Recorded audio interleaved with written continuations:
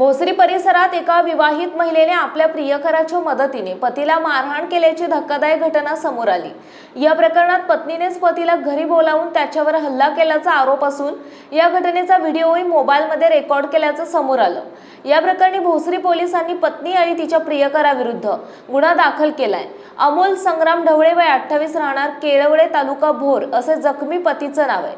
त्यांनी दिलेल्या फिर्यादीनुसार 28 मार्च रोजी दुपारी सुमारे 2:30 वाजता त्यांच्या पत्नीने त्यांना भोसरी येथील घरी बोलावले।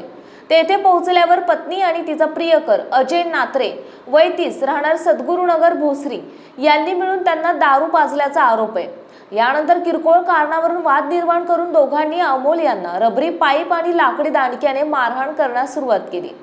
या मारहाणीमध्ये त्यांच्या मान, पाठ आणि हातावर गंभीर जखमा झाल्या। विशेष म्हणजे मारहाण सुरू असताना पत्नीने संपूर्ण प्रकार मोबाईलमध्ये रेकॉर्ड केल्याचंही फिर्यादीत नमूद करण्यात आलंय। घटनेनंतर जखमी अवस्थेत असलेल्या अमोल यांनी 31 मार्च रोजी भोसरी पोलीस ठाण्यात तक्रार दाखल केली। पोलिसांनी या प्रकरणाची दखल घेत दोन्ही आरोपींविरुद्ध गुन्हा दाखल केला असून पुढील तपास सुरू आहे। या घटनेमुळे परिसरात खळबळ उडाली असून कुटुंबातील वाद इतक्या टोकाला जाऊन अशा प्रकारे हिंसक वळण घेत असल्याबद्दल चिंता व्यक्त केली जात आहे।